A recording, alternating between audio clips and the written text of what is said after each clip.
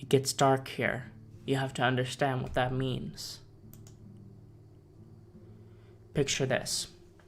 No street lights, no houses for half a mile in either direction, no lamp in a window to guide your eye. The heat wraps itself around your neck and squeezes while the clouds above swell to the point of breaking. They must be about to burst apart. There must be a rain coming to clear this devil from the air, but until they break, they block out the stars. On a night like this, when the only sound that cuts its way through the thick air is the babbling of the river at the edge of the road, a 10-year-old girl lies in her bed, pretending to sleep.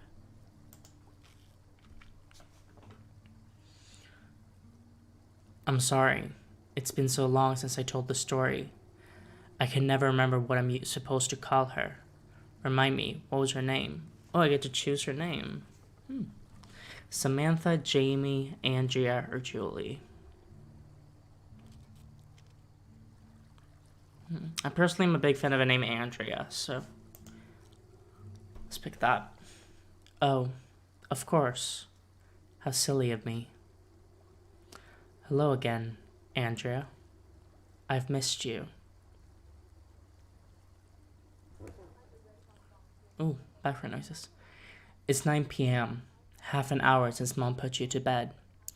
You have a soft thump of Dad's armchair settling into place as it reclines, followed by the familiar jingle of the evening news. They won't check in on you again until the morning. Now's your chance. Are you ready to go? Yes.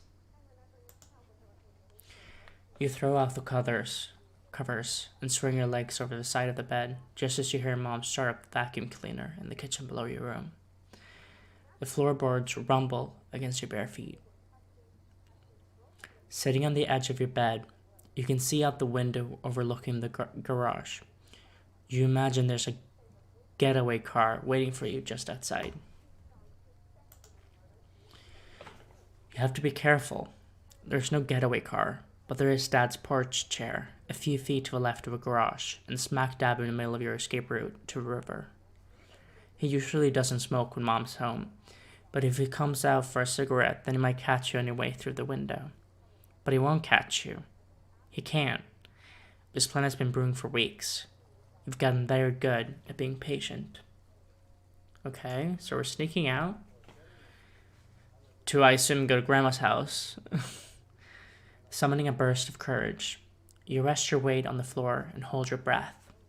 This house is new enough that the floors don't creak yet, but, well, everything's got to start sometime.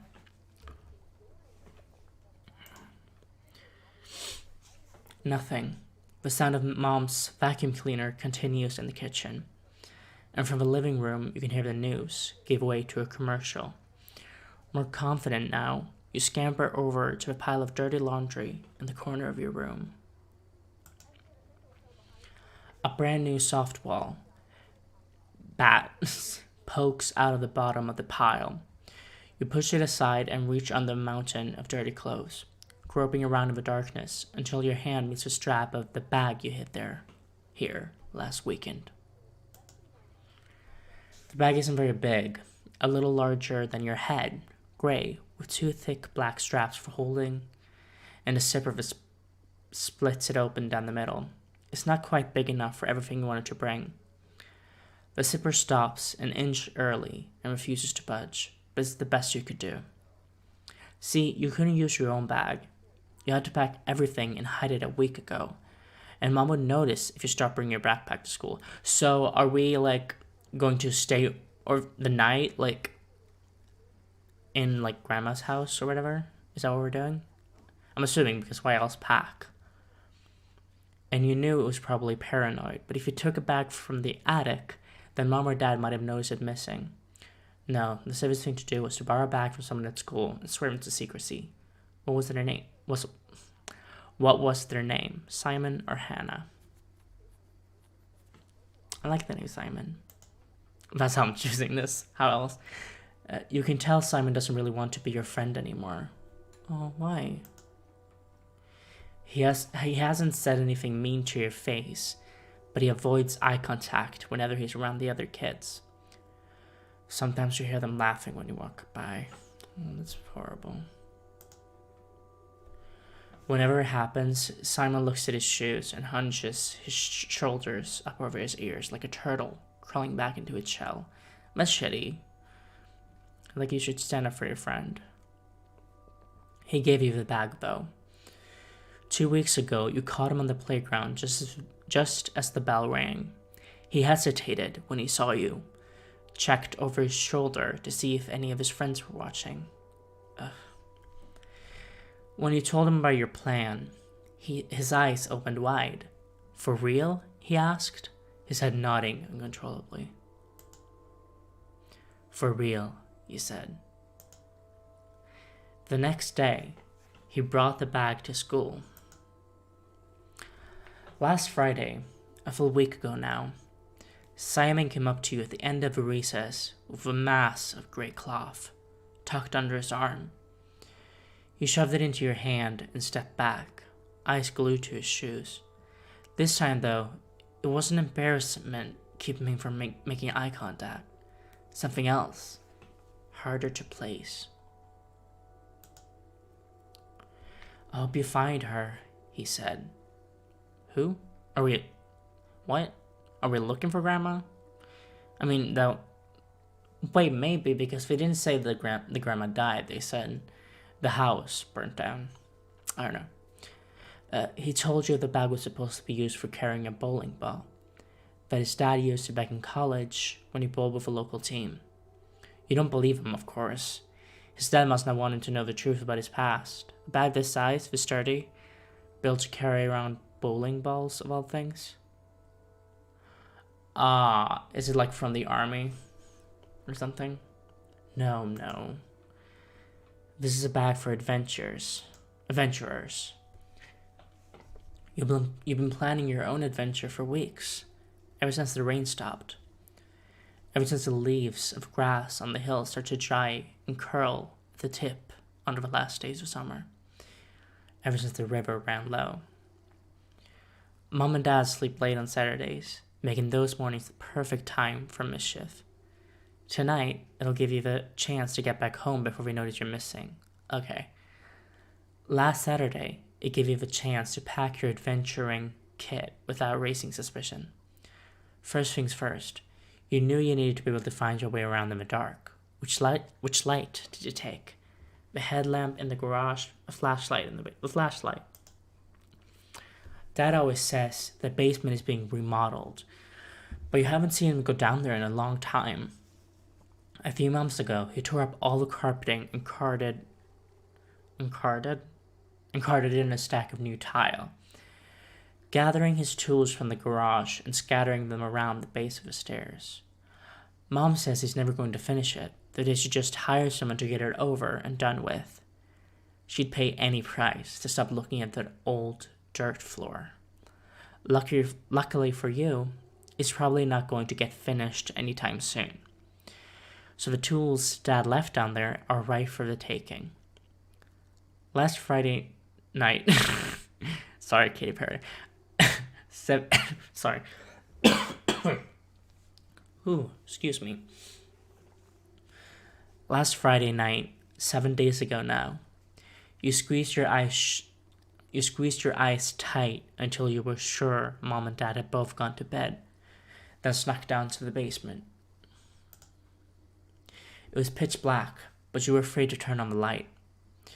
You tiptoed down the narrow staircase until you felt the dirt of the old foundation against your bare feet, then groped around in the darkness until you found the studded handle of Dad's flashlight beneath your fingers. You promised yourself you wouldn't be afraid of the dark, but it's always nice to have a little light. True. It will be dark on the river. This is the truth of the fall, on hot nights, in places wanting for rain. The sprites that make up the clouds have all aligned, have cast their wings wide to soak in the starlight. They spread across the sky, layers upon layers of softly sparkling bodies, drawing a curtain between the earth and the stars. Grandma used to tell stories about them. She saw one, once, tumbled from the sky with a hole in its wings to land on her back porch. She didn't even blink.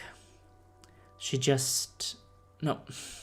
said, just pulled out her needle and thread and stitched it together again.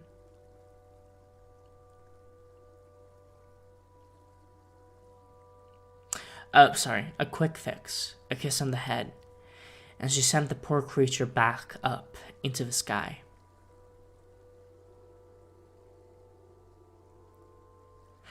Sorry, I didn't get what would happen, but now I get it, sorry.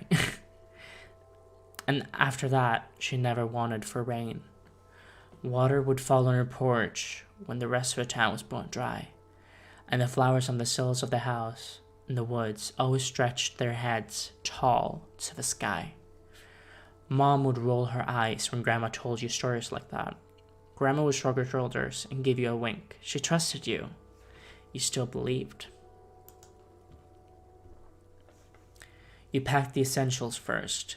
In with a flashlight when a handful of hair ties, 2 granola bars, and a half-crushed juice box with a thinly wrapped straw pasted to the back. You figured you could fit 2 more things in the bag if you really squeezed. What was the first thing you picked? Mom's old compass, your private journal, an extra pair of Lucky River shoes, or Mr. Bones? The compass doesn't sound like it would be a bad idea, so... If it's one thing you've learned from books, it's that adventurers always carry compasses. Am I pronouncing that correctly? It sounds weird, I don't know. Still, you've never quite been sure how to use one. You know the needle points north, but that doesn't seem particularly useful in practice. Yeah, maybe, I don't know.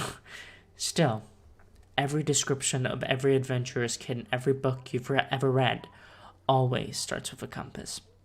And you're not about to break a tradition.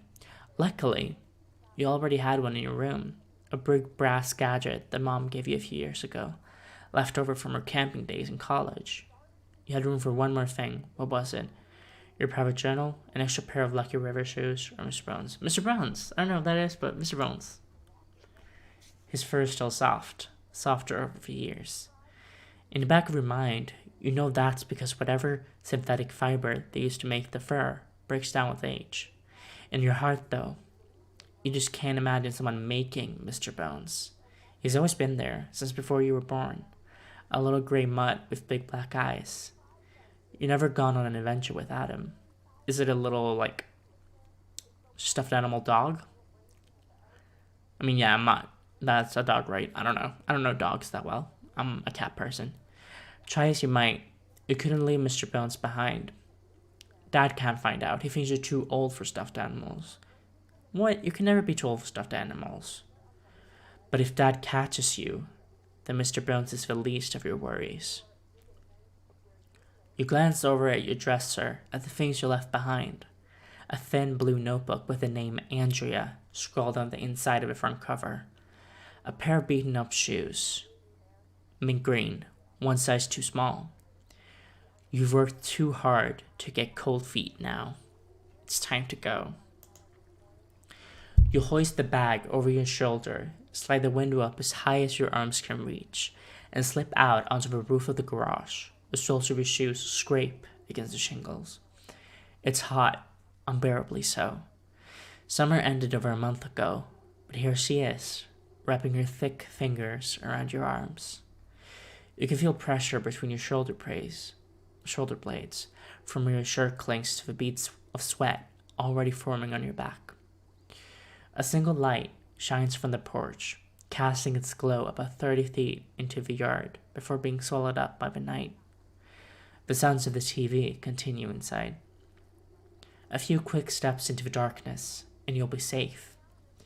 You can't risk turning on your flashlight until you get to the river. You'll have to find your way by sound alone. At the bottom of the hill, the river patters along. Its usual roar has been reduced to a murmur by a season without rain, but the sound still cuts through the air like a church bell. Words get lost on nights like these, swallowed up by the dead leaves or the hot air, or a space between your mouth and someone else's ear. The sound of battery-powered radios on the windowsills of old houses barely make it 5 feet into the night before being swallowed whole. The new highway that made your parents so angry when its endless hum started interrupting your sleep might as well be a legend, lifted from the earth, disappeared into the fog. But you can always hear the river. Grandma used to say that if you listened close enough, you could hear words in the sounds of the water. The soul of an old wizard, drowning in the river long ago, whispering spells for all eternity. What kinds of spells? You asked. Spells to keep the spirits away, she said. For want of rain, the wizard is weak. All his words are caught up in the clouds, held back by the sprites in the sky. Maybe Grandma asked them for one last favor. She must have, because on a night like this, when the river is low, the spirits might come back. You can't afford to wait any longer. If Dad comes out and sees you, it'll be over. You slide down the roof to the lip of the garage. Hook one hand over the gutter and swing yourself down to the ground below. You plan to land in a crouch, but the bag is heavier than you thought. Ooh, that kind of scared me. It pulls you down and clanks against the ground. The sharp sound of plastic against asphalt as your flashlight slaps the driveway through the cloth. Behind you, the screen door creaks. Fuck, I should not have taken the flashlight then. You're off already, down the hill, eyes shut, barely breathing. So I'm running away. One misplaced stride, a stray rock underfoot, lost balance, and you're on the ground. The grass is cool against your bare knees. You snatch a glance over your shoulder, and there he is. Her father? Standing on the porch, squinting into the darkness, an unlit cigarette in one hand. Oh my god, ow, ow, ow. Oh my god, that hurt. It didn't hurt, it just scared me, it was so loud. Standing on the porch, squinting into the darkness, and on the cigarette in one hand. Did he see you? You can't be sure. Sorry. If he called for you, the night would gobble up the words before you could hear them. But he isn't moving. This is a blessing, and the river waits. Is Andrea scared of the dad? I'm assuming so, because that was freaky. So he didn't see us. You follow the sound of the water until you feel the grass give way to dirt beneath your feet. The bubbling of the river is louder than ever. It can't be more than 20 feet ahead, but you can't see a thing. You have to switch on your flashlight to move further. Ooh, cool. The banks of a river are bone dry. The smooth stones of the river bank, usually buried under a few feet of water, shine in the beam of your flashlight. Bright white, a few streaks of red. A few feet ahead, a stiff drop marks the lip of the river. You slide down, not entirely gracefully, until you reach the edge of the water. It looks a little sad, really. A few inches of water winding the way about rocks and roots and dead branches. But Grandma taught you better than to judge things by appearance. You'll have to be careful. You slip out of your shoes and socks and bunch them underneath your arm. You can't afford to get them wet. One stray slip and you might end up carrying the spell into Grandma's house with you. These are the rules you learned. Follow the river and you'll find your way. The water will bring you safely through the woods, and if you go long enough, you'll find the house where Grandma died. Okay, she is dead. She did die in the fire.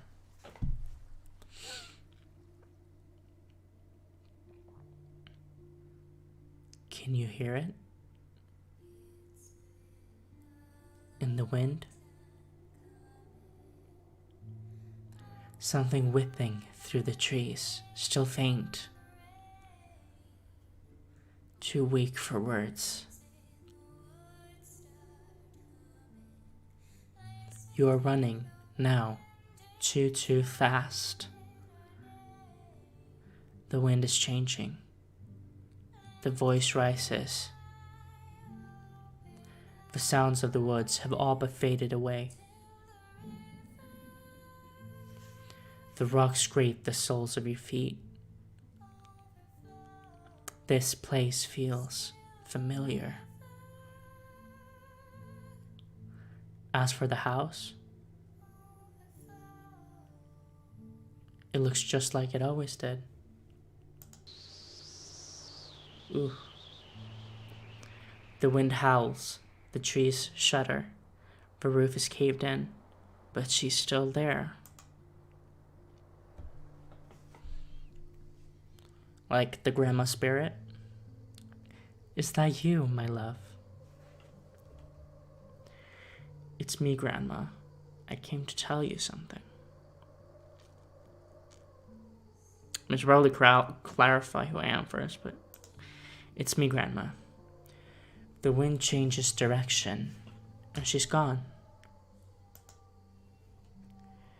The house stands ahead, looming and somehow luminous, peering over the edge of the river.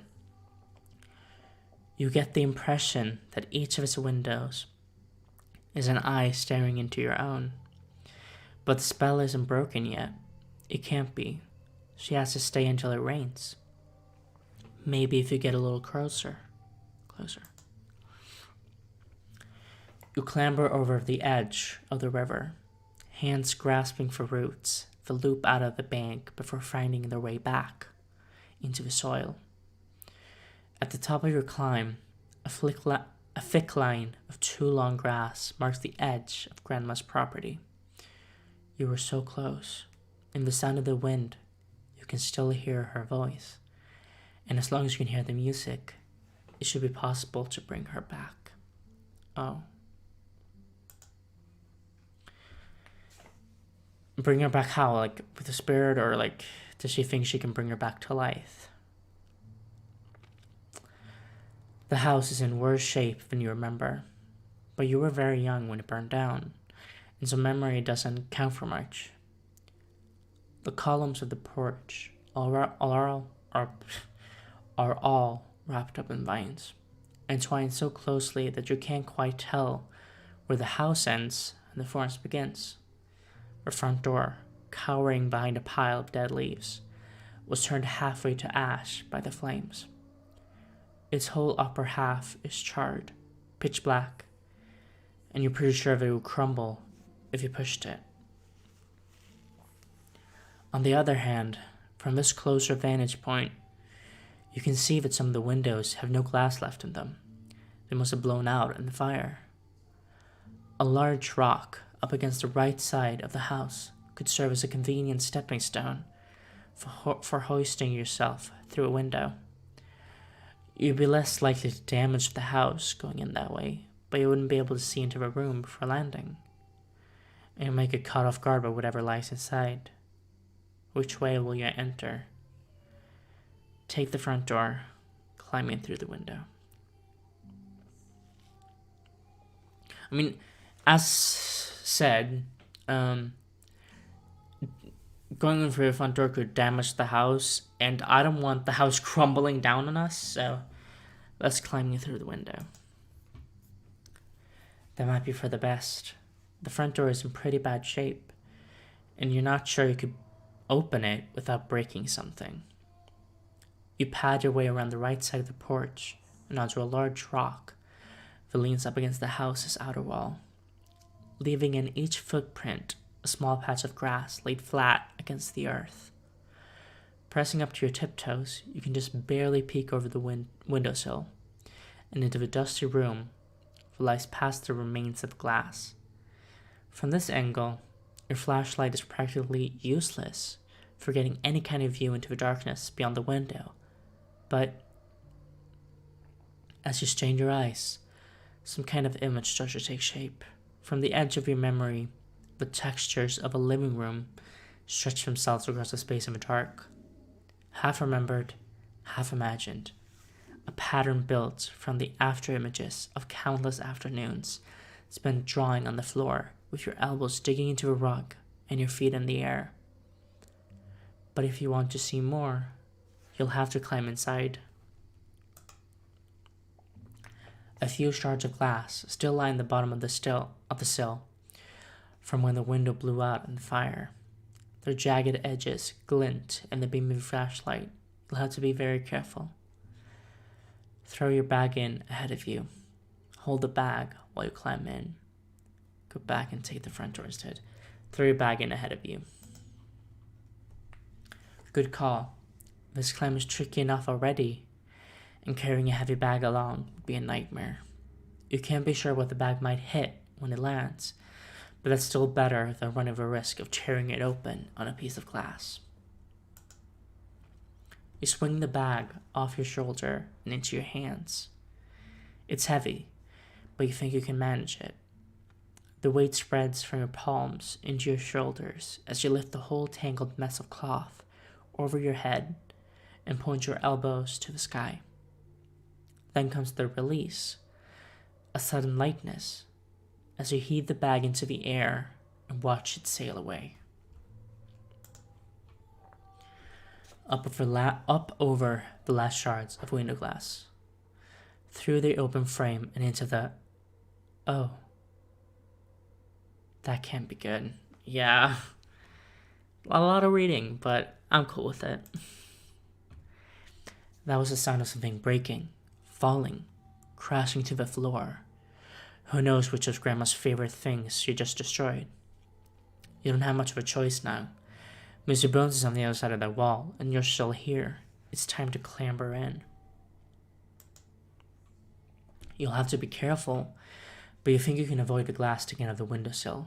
You hook one elbow over the edge, find a good clear spot, stick your other hand, and jump. With a few good kicks against the side of the house. Ooh! What happened? You managed to get one foot up, then the other, and then, oh no, oh no, oh no. We cut ourselves, right? Your right palm is splayed against the floor to catch your fall, and in this moment it feels like lightning. You don't think the carpet should be this red. Lifting your hand off the ground, you can hear the sickening crunch of broken glass shifting on the floor below. Oh my god. The lamp, of course, Grandma's reading light, toppled to the ground by your bag, with a giant bulb that has lodged one of its many jagged pieces right in the center of your palm. Oh my god, ow. Ugh. Ooh, no, that's... Yikes. It's hard to look at. The blood blurs as your eyes shudder and sickness swells in your stomach. You've got to look away. Oh my god, I'm sorry. Maybe we should have took the front door anyway. As your vision whips in and out of focus, the room starts to take shape around you. Always with that horrible piece of glass jutting out somewhere in the foreground. Your flashlight reveals only narrow patches of color. All shapes and edges that come together at surprising angles. The base of a lamp now turned on its side. The twisted wooden leg of an old couch. The outline of a patterned rug with a bright pink splotch in its center. The memory tells you used to be some kind of flower. All the while, your hand is throbbing. But beyond the dizziness, beyond the sickness clouding your mind, something doesn't feel right. Yeah, and this creaking isn't helping with that theory. You can hardly remember how this house fits together. It seems too small now, shrunk into half its size, with corners that never meet quite where they should. Your image of the house isn't so much a blueprint as it is a hazy web of moments, stitched together from a handful of imperfect memories that you were never quite old enough to set in stone. Piercing together puzzles on the living room carpet, piecing. Winning a game of hide and seek in mom's childhood bedroom. Or, this can't be right, can it? Potting a flower in an enormous room made entirely from glass. No, that one lingers. A pale moon suspended in the still blue sky. Thick, heavy leaves bending down to brush your shoulders. The fading sun on your winter-weakened skin, unprepared for the coming heat of summer. A room made of glass, resplendent in the light. Wait, are we talking about like one of those little rooms with like flowers? I forget what it's called. A greenhouse? 6 years old, a birthday in the woods. A few years back, just before the house burned down. Warm hands guiding yours around a mass of roots that you were certain would burst apart in your grasp. Be gentle, she said. Be gentle. A sigh. Fresh soil running between your fingers. Dazzling light from 1,000 glass panes, pouring the last rays of sunlight into a place that would be holy even in the darkness. 6 more words. We all need room to grow. Grandma? Ooh. The sound of your voice hangs in the air, suspended in the beam of your flashlight amidst countless specks of dust. It lingers for a moment, swells, fills up the room, then vanishes, swept on into the bowels of the house by a sudden gust from the window. She was there, if only for a moment, you're sure of it. A voice caught somewhere in the whistle of the wind, all around you, all at once, then gone. And bit by bit, you come to notice the absence of pain in your hand, and in its place, something unfamiliar, a tickling against your fingers, small tremors running down the lines of your palm. Oh, is that a firefly? There, at the center of a hand that only moments ago spilled blood onto the floor, sits a firefly. No blood, no glass. No movement save for the occasional irregular glow that seems at its peak brighter than your flashlight ever could be. The glass from the lamp still sprawls across the floor behind you, but every trace of blood has vanished from the carpet, and though you can't quite be sure, the flower at its center seems less faded than before. You might think you had imagined the whole ordeal, if not for the memory of all the pain still suspended in the tension of your fingers. And in place of that ugliness, some small gift, a light to cradle in your palm. After a few moments of stillness, the light flashes once again and lifts into the air. Its wings do not appear to move, and whether this is a trick of the light or some real miracle of nature, the creature before you seems not to fly so much as to drift about in the breeze, bobbing and sinking with the winds of the wind. Sorry if you can hear my stomach. I'm not sure if you can, but I'm apparently hungry and I just ate, so that's why.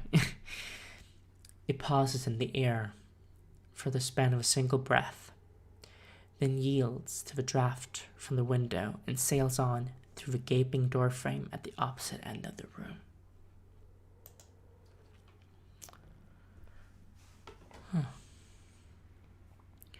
The occasional light in the air guides you into a narrow hallway, made even narrower by the array of withered plants, an imposing wooden staircase, and then an imposing wooden staircase that trails off up onto an unseen landing. Here's the thing. It's too late in the year for fireflies, even on such a hot night. But this thing in the air before you is real and bright, and it hardly lingers in the strange room before the wind whisks it away, past the stairs and into a doorway off at the end of the hall. There's not much to do but follow along.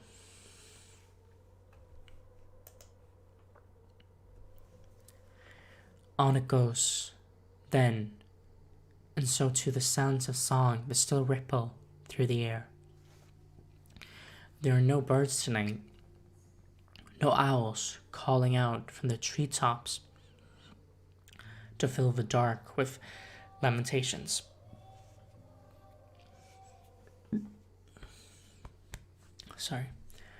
In their place, the rustle of the wind against peeling wallpaper, the creaking of rotted floorboards that shift against the sole of your feet, and a voice like dry bark breathing its tune through the few scattered leaves that have yet to fall to earth. It's been a long time coming. Oh Lord, I've been waiting on the rain. You might be the only living thing in these woods tonight, save for trees, the grass, and the fluttering light that leads you past the wilted stalks of faded flowers, cuts left through a wide room that can now only barely be recognized as a kitchen, and stops again to rest against a slatted door that connects the kitchen too. You might be the only living thing. Okay, sorry, I was confused. Well, somewhere. It's so hard to recall.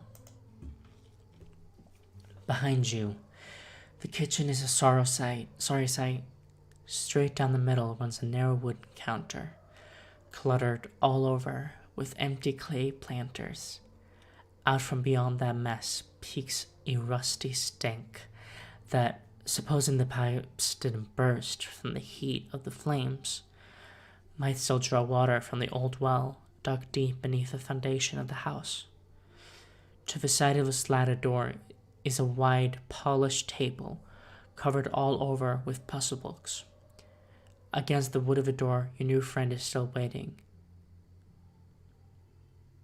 It'll only take one push.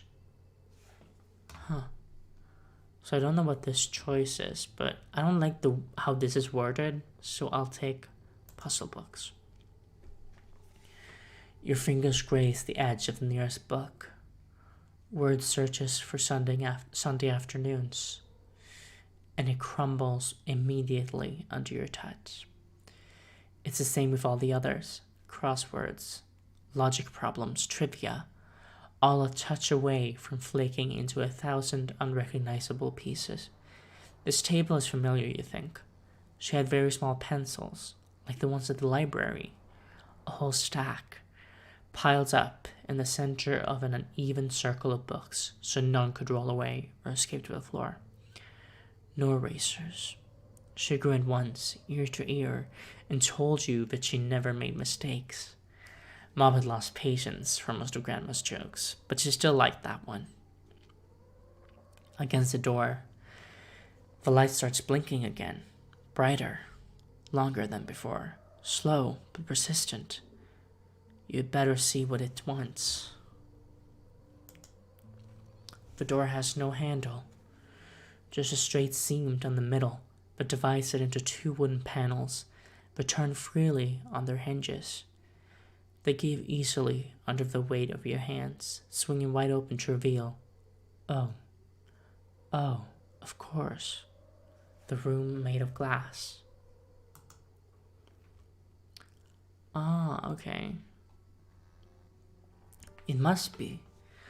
The shape is right, even though the details are wrong. What in your memory had become a dazzling crystal wall is in reality a wide bay window looking out on the front porch. To the left, in the far corner, you can make out a faint outline of a glass panel door that leads back to the hallway you passed through before. In the ceiling, a row of 3 skylights completes the sensation of being surrounded by glass. They must have caught the light just so to sparkle in the sunset. One detail remains, though, unsullied by the imperfections of memory. The room is filled to the brim with plants. It seems almost unimaginable, like the room before you belongs to an entirely different house than the one you left behind, where the rest of the plants in the house have all withered up from lack of care. The blown out skylights in the room must let in just enough rain for this strange garden to thrive. Oh, that's cool. Had she planned this? Windows in the ceiling, destined to shatter in the blaze. Did she set the fire herself? Built so that the sprites might still tend to her flowers, long after her hands could no longer lift the watering can from its perch on the sill?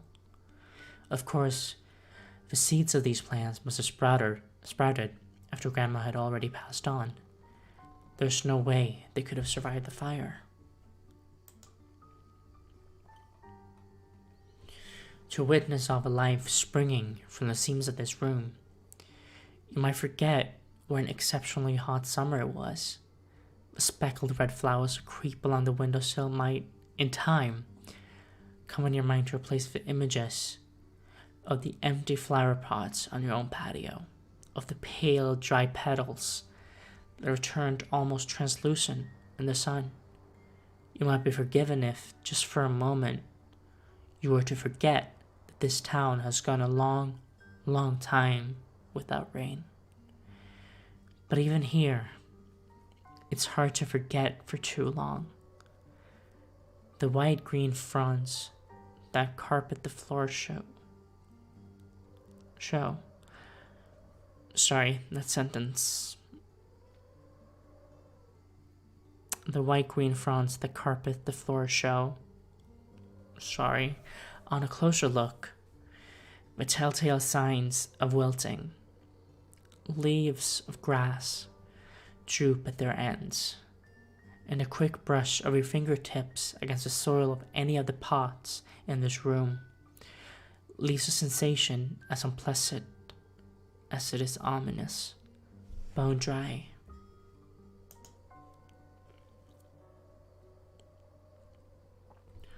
Among all these fading souls, one sticks out, sicker somehow than the rest. A spindly thing. Spindly? Tall and narrow, with a thick green stalk that dissolves out on all sides into scattered clumps of deep purple flowers. It must have been something extraordinary when stretched to its full height, but the lack of rain has bowed its proud head nearly to the floor. You might not have noticed it, nestled as it is in the overgrowth, if not for the fact that one of its leaves is glowing with a fierce yellow light. The firefly? Or a different firefly? While you were taking in the room, it seems the wind carried your new friend straight to that weeping mass of flowers. The pulses of light grow brighter, quicker, somehow more insistent, lighting nearly the whole room with a glow that sparks from the underside of one of the leaves, a pulse as you approach. Ooh. Another and a further step. One more. And then gone. The leaf is bare, and dig as you might with your hands, there is no light to be found. Gone as quickly as it appeared, having fulfilled whatever strange purpose it came to pursue. Was that the grandma, maybe? The firefly? Here we are then, I suppose, alone again, in a room made of glass, hands knotted up in the leaves of a dying plant. Well, it must have brought you here for a reason. You may as well see what you can do about this plant. Shine your flashlight onto the leaves, look around for a watering can, spit into the soil. Look around for a watering can. The watering can that Grandma kept on the sill was, unfortunately, disfigured in the fire. Even if a sink still draws water, you can't quite figure out where it should go. There's got to be another way. Look around for another container. Scouring the room, you find an old clay plot with no drainage hole that doesn't seem to have anything growing in it. Surely, Grandma won't mind if you pour out the dirt inside and use it to carry water. Back to the kitchen then, to plead with the pipes in hopes that the well hasn't yet run dry. Past the table of puzzle books, round the sharp corner of the counter, and into the nook in the wall that houses an old sink. Its spigot tarnished by rust and flame. The knobs still turn. The pipes sputter, rattle, hang, halt, clank in the walls, shocked by your request. Water? Again? After all these years? But it comes, somehow.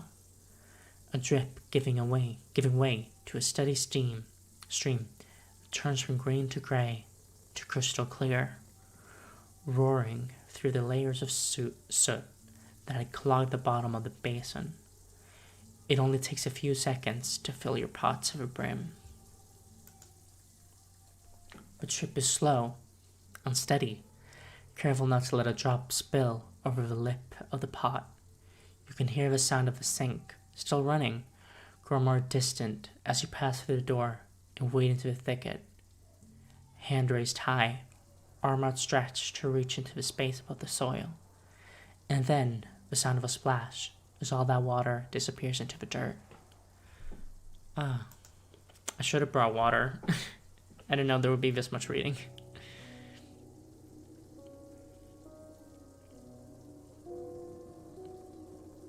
Oh. Yay.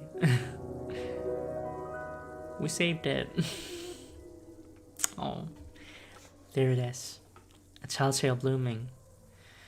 Invisible strings that loop around the stalk and pull taut into the air as the flowers regain their hue and puff out like balloons. You did it. Somehow. In the air like this, proud and alive, it fixes your gaze. It doesn't take long before the breeze starts to catch the edges of the petals. And when that happens, finally, the voice comes back. It's still so faint, barely above a whisper, but fully audible now for the first time, in spite of its frailty. She's, my, you've grown so tall. It's been a long time. Or say nothing. It's been a long time. There's a long pause. This is difficult for her, you know. Spirits are not meant to speak like this. Yes, it has. It will be longer still. You have to be ready for that. I'm not. Can't you stay? A gust of wind sweeps through the room and sets the leaves rustling. In their sounds, you can almost make out a sigh. I have become the woods, and I will become the woods again.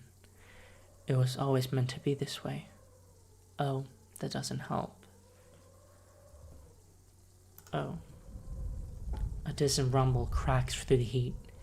The clouds are holding each other close, preparing to disappear. Won't be long now. Should probably turn off that sink. For a moment, again, it is quiet. The breeze has stopped and the leaves are still. A peaceful moment stretches to a peaceful pause, to a peaceful minute, to... I'm sorry. It doesn't happen like that. It's quiet, yes, for a moment, but I wish it were longer. Can we just sit here together before... What happened?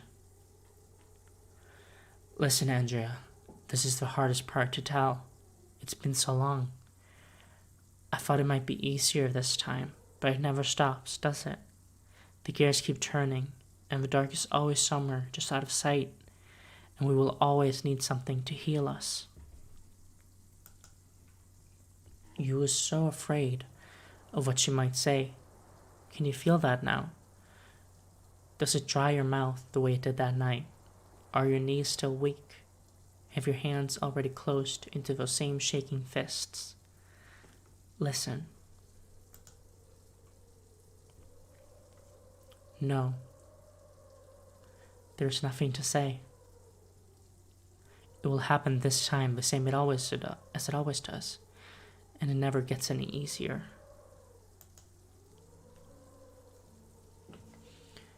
The rain won't hold much longer. Did you come all this way just for me? Yes, I needed you. I have to tell you something. What? I have to tell you something. Cracking in the distance, louder now. You were always such a good boy, Andrew. Of course, okay.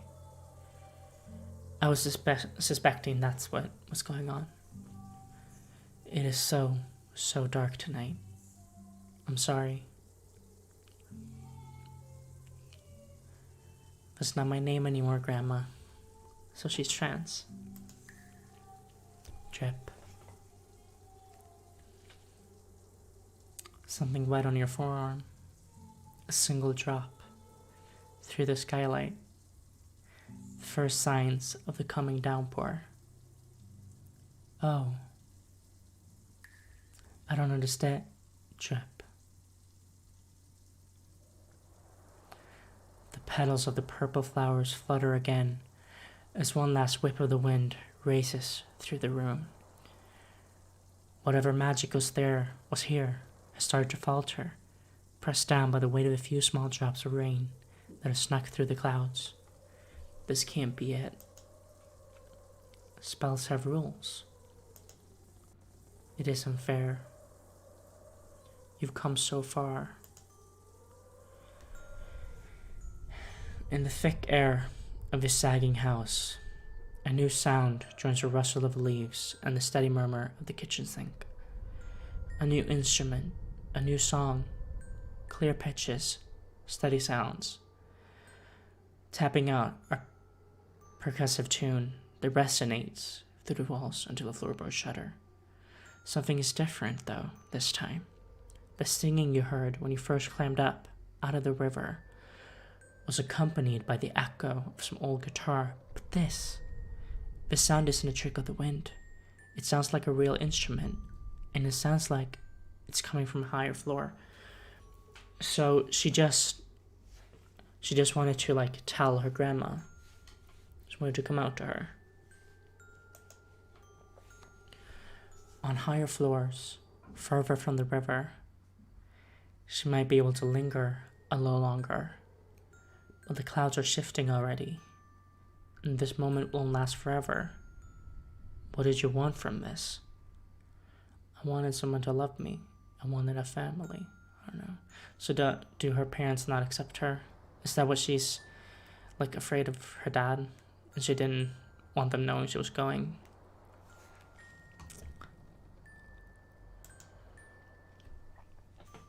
Oh, Andrea. I know. The chimes of her song still echo down the stairs. If you can just be brave for a little longer, you won't have a chance to say it. Whatever it is you want to say. Climb the stairs. Wait a little longer.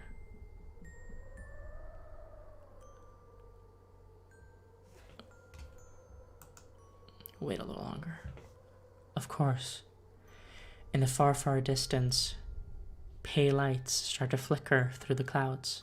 Heat lightning, Dad calls it. Grandma used to call it Spitfire. The tune is playing over and over and over. The same notes each time. A gentle current in the air. She must know. Maybe it's a lullaby, like the one she used to sing on the nights she let you stay in the room in the attic. All love and magic. It sounds like rain. Whenever you're ready, Andrea. Breathe the dark. The glass door to a front hall opens without a hitch, and you stand once again at the base of the old wooden stairs which stretch off to some unseen floor. The melody's louder now, and the stairs gape wide. This is familiar, you think, securing one hand to a rail and feeling each step creak beneath your feet. There is a room at the top of the steps, you're certain, and somewhere in their room is another set of stairs, winding about a pole, leading up to a cramped space in the attic. The details are lost to time. When you lift your hand from the banister and pass through the open door frame on the right side of a landing, those details come rushing back, illuminated by your flashlight. Mom's old bedroom once again takes form. Somewhere in this room, a ghost is playing a tune. Sorry, it looks like a click. Mom's room always charmed you, filled as it was with excellent places to hide.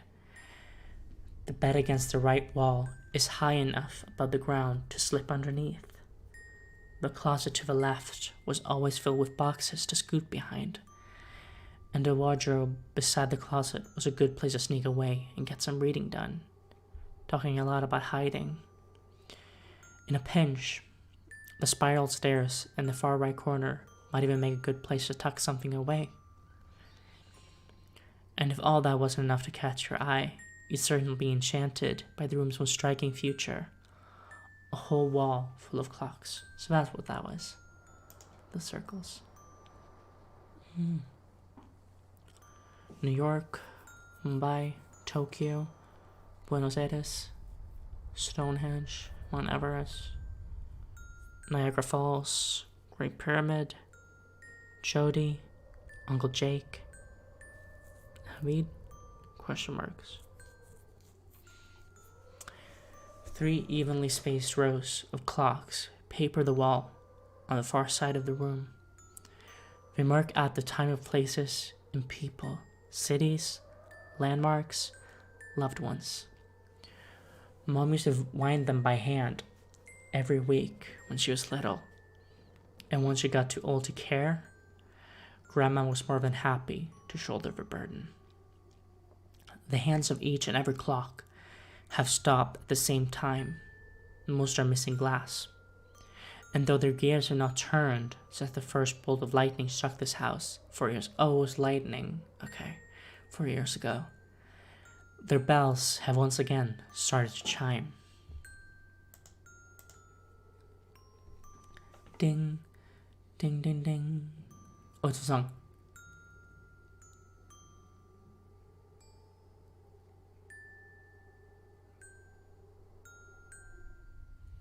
Okay. Cheap little bells with a sound like a toy instrument, pattering out that same old tune. Grandma always said you had to work with the tools you were given. This is your chance. What will you do? Say something, listen for it. Say something. You don't have much time. The clouds haven't yet broken, but the slow drizzle escaping their underbellies is already starting to restore the river. The wizard is finding his words again. For now, though, the clocks still sound. 1, 2, 3. A chorus of creaks and chimes.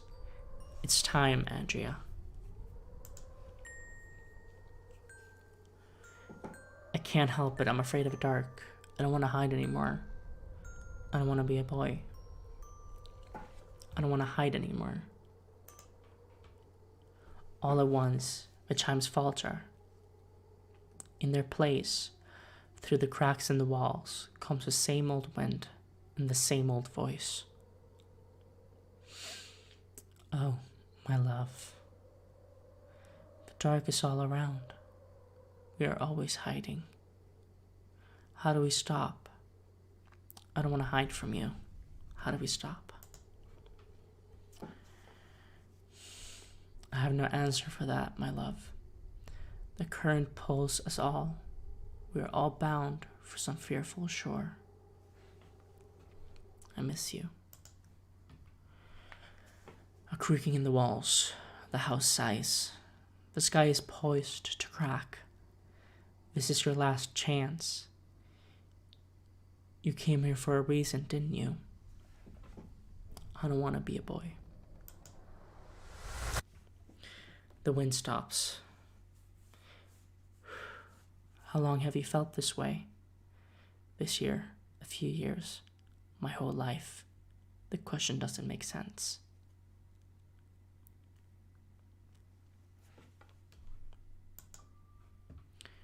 When did it start? Or better, does it ever start? Did you ever want to be a boy?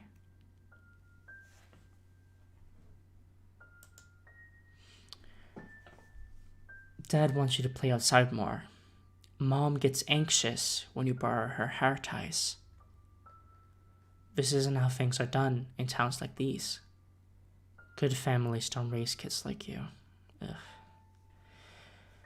But there was never a moment, really. How could there be? Maybe you heard the word on the news and learned for the first time that this was something you were allowed to be. Maybe you got told you ran like a girl one too many times and it finally clicked. Maybe you thought that wouldn't be such a bad thing. I don't know. This isn't my story to tell. I only know the details, Andrea. The softball bat that Dad pressed into your hands with just a little too much force. The bow wrapped around its handle. A neat little ribbon tied around a painfully normal family. That's your story to tell, Andrea. Someday, if you'd like. My story is about the river. My story is about the day it all came to be too much. My story is about the girl who cried into her pillow and missed her grandmother and believed, really believed, that the old woman in the woods could fix everything, if only she were still around. My story is about an unusually brave girl who still believes in ghosts. And in the end, my story is about how she was right to believe. My story is about the ghost who loves her. Oh. This is how that story ends. My love, The voice trails off. The branches in the distance creak, a sound like weeping. There is no world but this one, and there are no places to hide, not for long. I too have stared into the dark and wept. I have held my head beneath the sweep of the river. I too have sputtered for air. I have nothing to offer you but this. A house in the woods, a song in the trees, a place that would always welcome you home. That isn't enough. No, it isn't. The wind is changing all over town. Static crackles in the humid air. A new day is coming on. I left something for you. A crack of thunder. The sprites are holding as hard as they can. She fades. Long time ago, up the stairs. I can't. She's gone. For the first time since you climbed through the window, the house is fully quiet. The bells are all stopped. There's no more song in the wind. You won a game of hide and seek in this bedroom once, a long time ago. Limbs are all entangled, folded into a box in the closet. People like you, Andrea, well, people like us, we're always learning new ways not to be seen. If you hurry, you might be able to catch one last glimpse of the sky. From the attic where the roof has collapsed, through the hole where the rain comes in. The steps to the attic are made of iron. 12 steps, each one a hammering sound. I am almost ready to say goodbye to the story again. There is only one place to go from here. 1, 2, 3, 4, 5, 6, 7, 8, 9, 10, 11, 12. A small wooden room in the spire. Bookshelves, plants, a wild hole where the lightning crashed through the wall. The clouds are lit up inside, churning with fire, all ready to break loose and strike the ground. A minute left now, maybe less. There's a desk at the far end of the room, all surrounded in a circle of salt and untouched by fire. One last spell before she joined the trees. Her voice is gone, but the presence lingers in the form of a breeze. Through the crater in the wall, into the small of your back, pushing you past the line of salt on the floor. There are only two things on the desk. A folded note on a piece of yellowed paper, unmoved by the wind, and a sewing kit, its needle still sparkling with a bit of magic dust, the same color as the light in the clouds. It's time. In the air outside, the clouds are readying to break. It will be a long, full rain, and the river will roar again, and the forest will thrum, and this unbearable summer will finally come to an end. But for the moment, in this room, in the darkness, it is quiet. The song has reached its end, and the spirits are back in the trees, and all that remains is the letter. Wait, this is the end, you know that, right? It's my favorite part of the story. Once a cloud break, they let the light in. Glorious, isn't it? Let these be my last words. Starlight and rain, nothing else. Just starlight and rain. Thank you for bringing me back to this story. We could all use some healing. The letter is on the table whenever you're ready. Starlight and rain.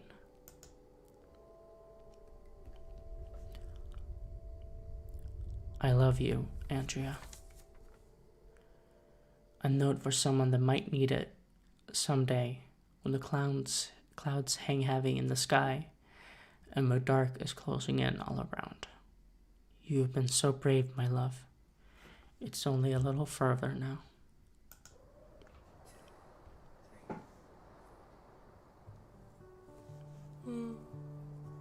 It was always going to end this way. With you and me, together, sharing this room across time with the distance of years standing between our souls. That rift may seem too much to bear, even here at the top of everything, with my words in your hands and whatever echo you can conjure of my voice in your ears, you might still feel alone. But here's the thing you may not have known, child.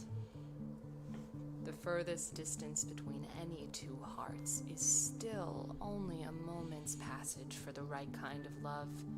And so it was that the voices in the grass told me tales of your footsteps, fated to track their way along the river on some hot night, long after my last breath has been lost to the wind. You have always been different, my love, destined for some burden too great for the weak limbs of this family tree to hold. I could see it in you from the moment you first opened your eyes, some strange magic too new and wonderful for my old hands to grasp. Whatever form this wonder takes when it bursts from your fingertips, it will not be easy. One day, I fear, listening to the tongues of the grass, you may start to feel this family has no place for you. Oh. Your mother, spun from starlight though she is, lost her second sight a long time ago. And in the times you need her to see you most, her eyes will cloud over with visions of a simpler world. That's sad. But know this, there is a soul to these woods that I will join when I pass on, and that soul will always have a place for you. The boughs may bend, but the roots are strong. I have lived a long, long life, and in that time I have seen many, many things. I was in this town when the sprites flew away and left these hills without water for 6 years. I watched the last train roll along the tracks in the woods, watched the vines and the flowers of this forest comfort those lonely rails, wrapping them all over in a tender embrace. I watched countless years of children pluck the petals from those stems to breathe in deep their smells and witness, often for the first time, a love so great that it could leave no soul behind. I have tamed demons and sewn up sprites and loved people who did not know how to love me in return.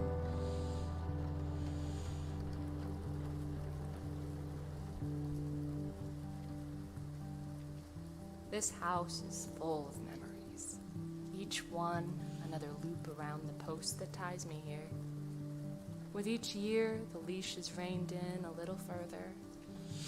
I can hardly stray from the stoop.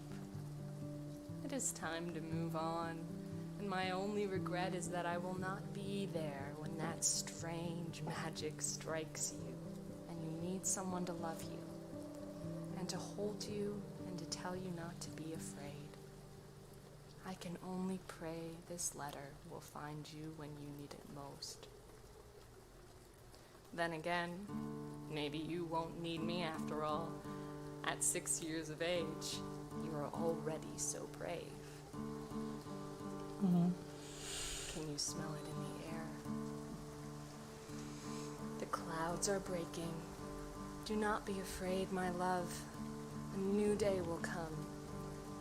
Oh, Lord, grant me one last thing before I go, a rain and a fire to clear the air, that I might go into the dark unafraid. I can feel it already, making the earth soft for me. I am ready to go, up above the world. Oh, God, such sweet summer rain.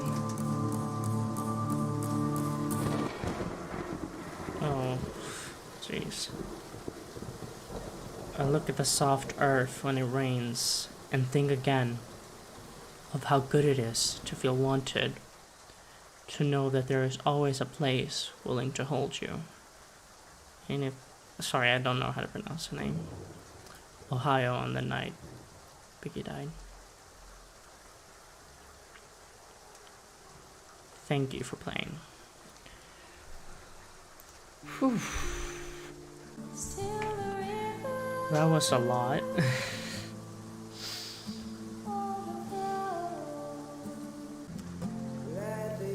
I think it was a really beautiful game, and it was sad. Like, she wasn't accepted, like this character Andrea, and I don't know if the ending is supposed to imply that she was hit by lightning too. That was because I was getting a feeling that that's what it was leading up to, but I don't know. I mean, either way, it was a really sad game. but it was really well made, and I really liked it. I highly recommend checking this game out, because there are choices. I don't know how much it like affects stuff, but I'm sure you can find some tidbits that I myself didn't see. I'm gonna lower the volume in case it's too loud. But yeah, I think this game was pretty beautiful and sad, and I don't know. I almost started crying at one point. I don't know if you could hear it in my voice, but I was getting a bit emotional. But yeah, like I don't want to talk too much on the topic because I don't personally I'm not trans myself, and I don't want to speak for people. Sorry, but I thought it was really beautiful. I don't know. I'm sorry, I'm like lost for words because I've been talking for like how long? For an hour and a half, so I'm a little lost for words. I'm sorry. I'm not very insightful.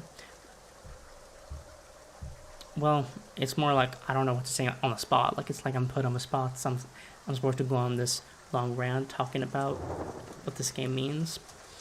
I mean, I know what it's about. Like it's about this trans girl who isn't accepted by her parents, so she goes to get acceptance from her deceased grandmother, and she gets that in the end, which I think is really beautiful. But it's just sad.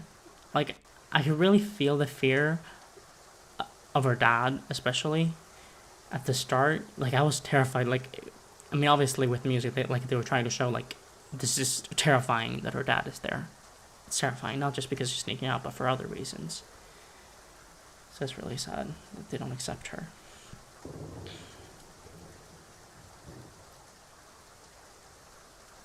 But yeah, I'm gonna end this video here. I'm sure I'm gonna, as soon as I stop filming, I'm gonna be like, oh, I should have talked about this, I should have talked about this, I should have talked about this, but, you know, it's not coming to my brain right now. But, like, if you're going through something like this, like you're struggling with your identity, or maybe you know your identity, but you're just afraid to tell anyone about it, just know that there's nothing wrong with you, and it's okay to feel the way you feel, and there are plenty of resources online to like help you with those feelings and help you like come out and prepare and stuff like that. But yeah, I hope you guys enjoyed this little playthrough or whatever. I enjoyed it. And yeah, see you in the next one.